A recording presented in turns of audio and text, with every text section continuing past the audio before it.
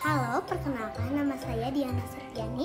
Saya dari tim GLS Simpornisir Nagali akan menceritakan sebuah cerita yang berjudul Kesatria Sungai yang ditulis oleh Tias Wijati dan ilustrator Heru Setiawan.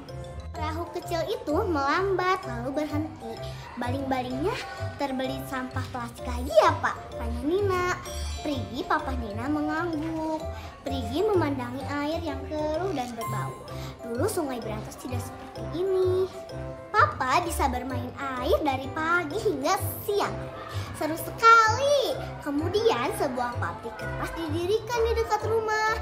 Pabrik itu membuang limbah tanpa diolah.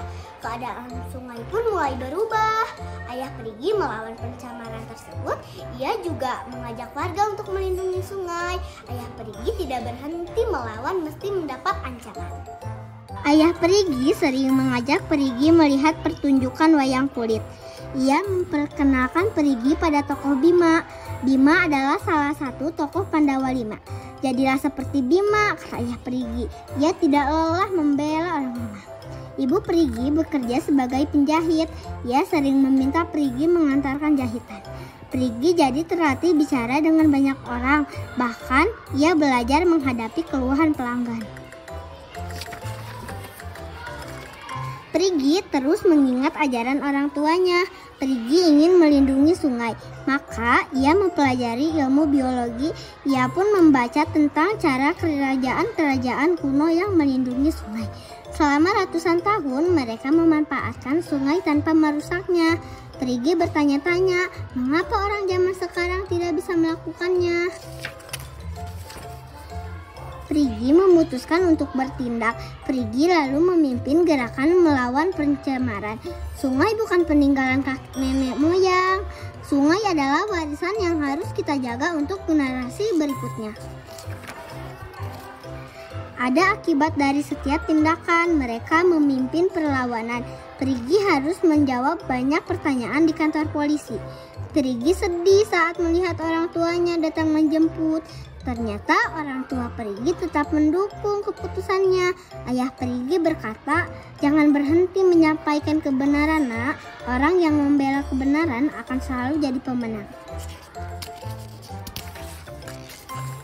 Prigi sadar dirinya perlu bukti untuk melawan pencemaran. Bersama teman-teman dan istrinya, Daru, Prigi melakukan penelitian. Mereka mengukur kerusakan sungai akibat limbah dan sampah. Hasilnya, air sungai tidak layak lagi dikonsumsi. Pencemaran juga memengaruhi kehidupan di dalam sungai. Ikan-ikan makan sampah karena tidak bisa membedakan sampah dan makanan. Kemudian manusia makan ikan. Pada akhirnya manusia makan sampah mereka sendiri. Lingkaran ini harus diakhiri, ujar Prigi. Prigi mengubah informasi menjadi senjata yang sakti. Prigi menuntut industri yang mencemari sungai. Ciat, juru serangan langit. Prigi juga meminta pemerintah membuat peraturan baru. Pak Karwo, Gubernur Jawa Timur saat itu memulai program patroli sungai. Bu Kofifa, Gubernur yang baru, memimpin pembersihan sampah popok. Kemudian Prigi mengeluarkan jurus kedua, jurus serangan bumi. Siap! Prigi mengajari masyarakat cara melindungi sungai menurut Prigi. Semua orang punya peran penting dalam menjaga sungai. Namun Prigi percaya kesatria sungai yang sebenarnya adalah anak-anak. Prigi pun melatih mereka. Beberapa anak menjadi detektif sungai. Yang lainnya menulis surat untuk para pencemar. Ketiga putri Prigi juga sangat mencintai lingkungan, termasuk Nina. Perahu kecil itu melambat lalu berhenti. "Apakah tugas kita sudah selesai, Papa?" tanya Nina. "Belum," Prigi menggeleng. "Masih banyak tugas yang harus kita kerjakan. Ayo bersihkan salju dari sungai kita." Dahulu, Raja Air Langga mendirikan kerajaan Kahuripan. Namun banjir menimpa kerajaan itu. Sang raja lalu membangun bendungan luar Waringin Satra pada 1037. Sungai Berantas jadi lebih ramai. Semua pohon beringin besar tumbuh di dekat bendungan. Akar pohon beringin menjadi ketahanan bendungan.